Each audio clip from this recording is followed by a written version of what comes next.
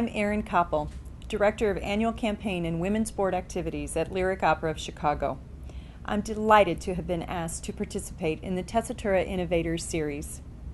I've spent my 18-year development career here at Lyric Opera, starting here as an intern during graduate school.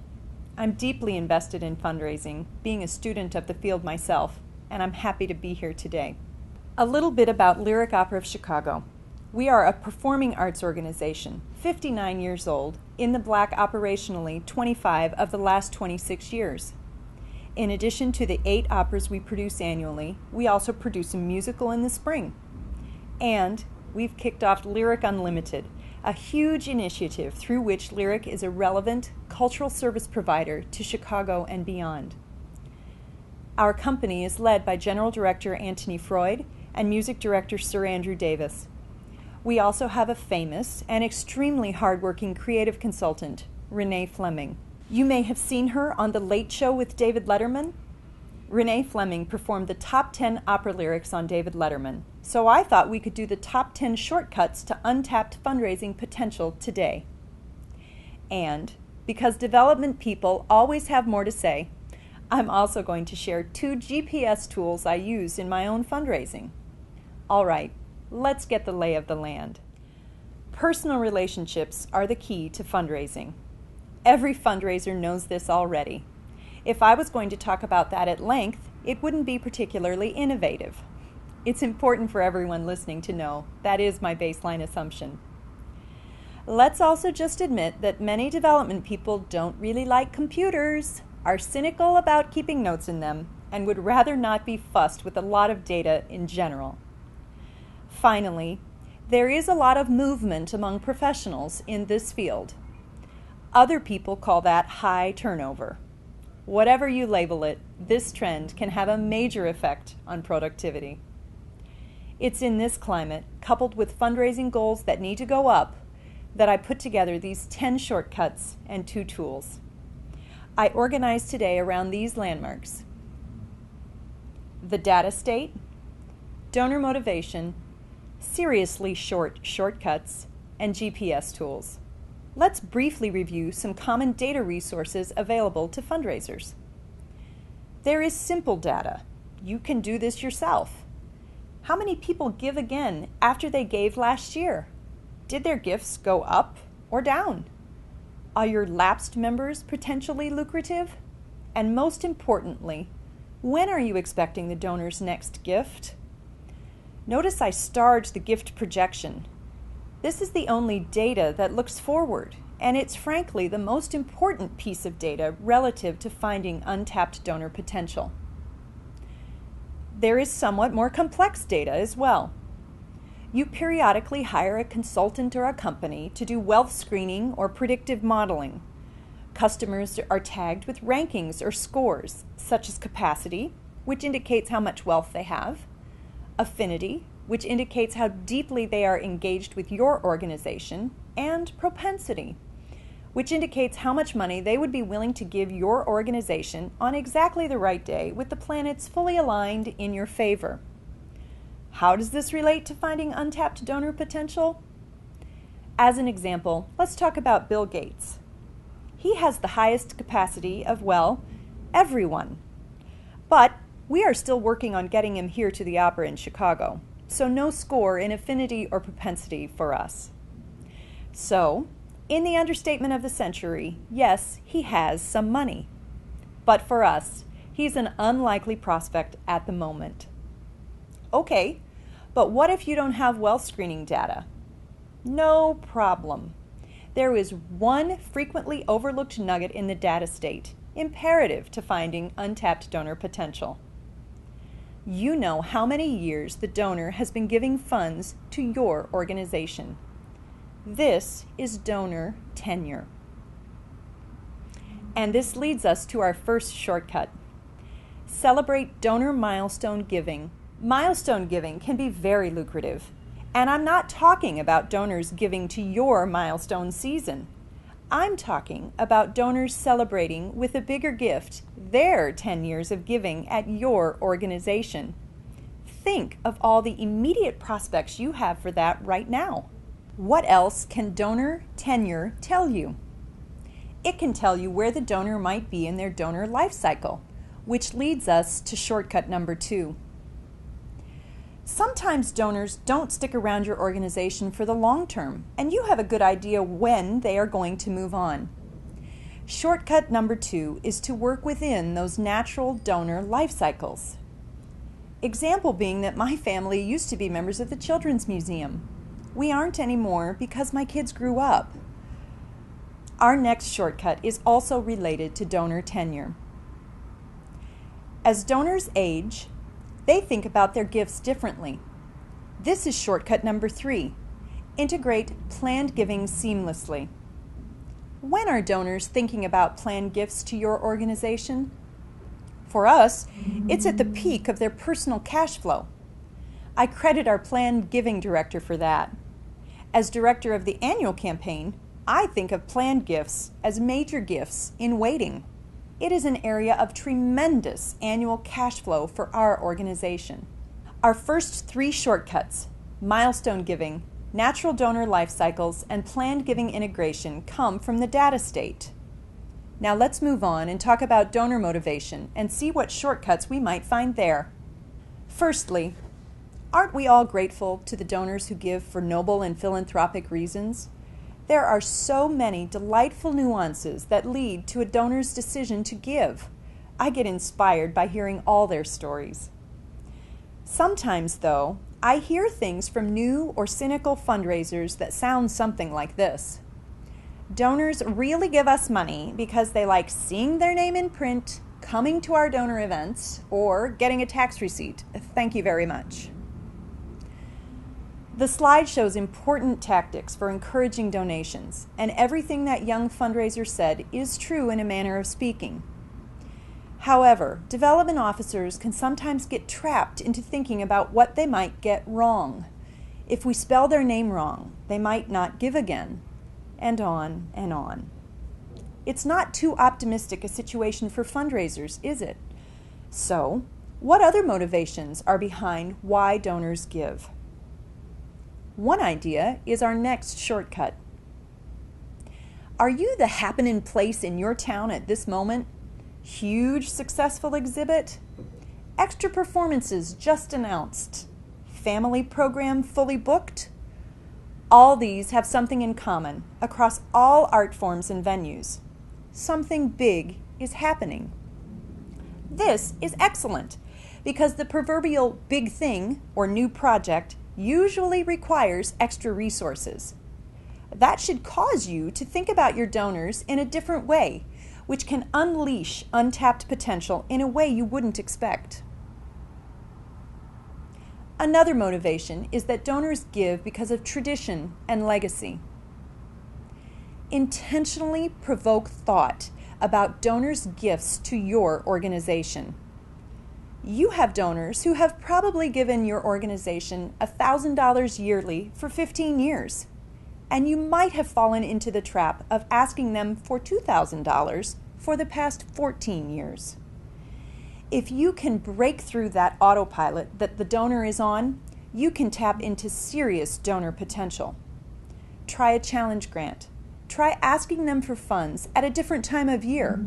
Even try to make them part of something big. Do something to get their focused attention. Okay, next up, number 6. So, let me ask you, who don't you know? If you accept that fundraising is based on personal relationships, it's really important to get this right. So, how well do you really know your donors? Let me tell you a story. I am confident that in our top 4 donor categories, our staff literally knows everyone. However, we'd had some staff turnover, and I had a suspicion we might not know everyone below those levels. So a few of us did an exercise one day. We took 25 minutes and passed around an alphabetical list of donors in 2 of our middle range giving categories. Each of us who could recognize that donor at an outdoor concert signed the page underneath the donor's name. This is a pretty high standard, and we were fortunate that among those of us in the room, we knew 75% of the people on the list by sight. which is not too bad, really. Except you want to be at 100% as deep into your list as possible. Let's flip that around and think of the untapped donor potential right there. Guess who is at the top of the prospect engagement list for us now? Yep, that 25% of donors we don't think we know. If you need some rainbows with untapped donor potential at the end, I encourage you to think about donor motivation differently, making donors part of something big, hitting the manual override on autopilot contributions, and asking yourself, who don't I know, can lead to great results. We're moving fast, but shortcut number 7 goes right along with who don't we know, and is the first of our seriously short shortcuts. Shortcut number 7. Work the room least known to most known. This is self-discipline. I could spend all my time stewarding donors, feel great, leave the room, and realize, I didn't meet anyone new. Stewardship should follow prospect engagement in more than the alphabet. Here we are at number 8. Increased frequency is an alert. If you are seeing a donor at more events, different things than usual, and their gifts haven't gone up to match their increased engagement, have a conversation. Something has changed. They might be waiting to be asked for something. Next, number 9. Destination giving levels. What are yours? Your levels should jump to mind. Make sure you are regularly pointing donors towards these levels. For us, program listing is a destination. We wrote a courteous letter to 325 lapsed donors telling them they were not going to be listed in our season program. We raised tens of thousands of dollars.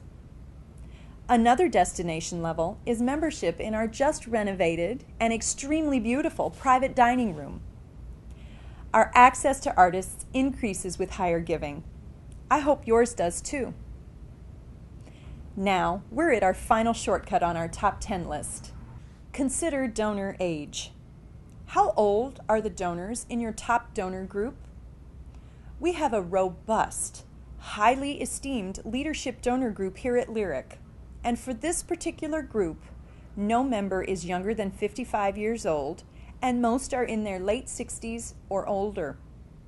In this case, all things being equal, if capacity and tenure point to the leadership giving group, but the donor is in their early 40s, we need to think more creatively about the project we offer them. Working a room, seeing donors more often, destination giving levels, and donor age. These are the last of our top 10 list. I want to talk about 2 tools I use to help navigate my way through a season's worth of fundraising. GPS in your car or on your phone helps you navigate. It stands for Global Positioning System. For fundraising, think of using this to create your giving position snapshot. This is my GPS, a tool I developed out of a need to be seriously organized about donor touchpoints. Too many seasons slipped past, and I had misspent my valuable time and needed a better system for tricky scenarios. Let me tell you about this slide. It's packed with information. I didn't make it a fancy graphic because I hope it will be more obvious that I really use this tool. This chart represents one patron, an elusive patron, in fact. I do these charts when I can't quite figure out how to connect with a patron effectively.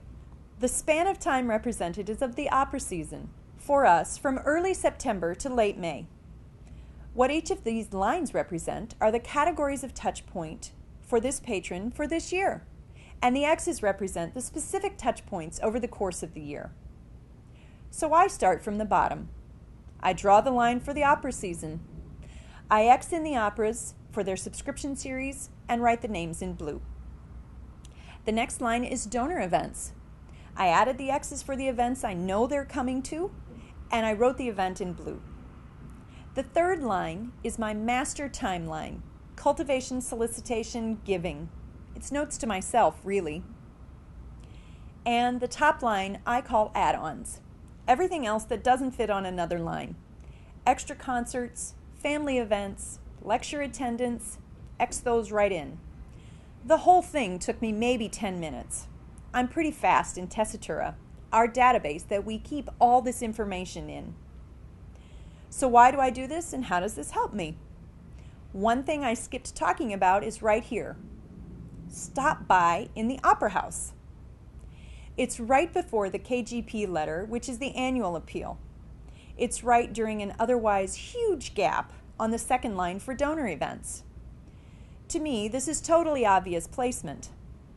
What I learn at this visit will help me know what to ask for in the letter which follows. I put this date into my calendar and my timing is set for this patron. So that's our first tool. Every patron's GPS is different. They say that timing is everything, but in fundraising, it actually is. So, how can you have perfect timing when it comes to prospect activity? Well, I've got another tool for you. This one is a Tessitura dashboard widget. I hate reading in the paper that someone famous came to the opera the night before. Well, I love it, but it feels like a missed opportunity. I also don't like learning that a person I've been trying to connect with has tickets 3 nights from now because it's too late to invite them to dinner. So, we created, in our Tessitura dashboards, a prospect activity widget. We programmed it to let us know when certain prospects stepped forward in any way.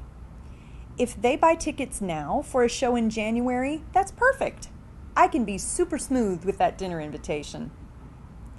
That's our last tool, and our time is definitely wrapping up. Our top 10 list. It's pretty dense. I hope you're having a hard time figuring out which of the shortcuts on our top 10 list you can use first. I do have a bonus shortcut for you before we go. It's a little unexpected. Maybe you are like me and feel as if fundraising is running up the down escalator some days. So my parting thought is simplify. I'm sure it isn't what you expected me to say, but let's get real. You cannot possibly meet everyone and do everything. Embrace that, simplify, and you'll get a lot more done. I had a great time talking to you, and I wish you the very best in your fundraising efforts.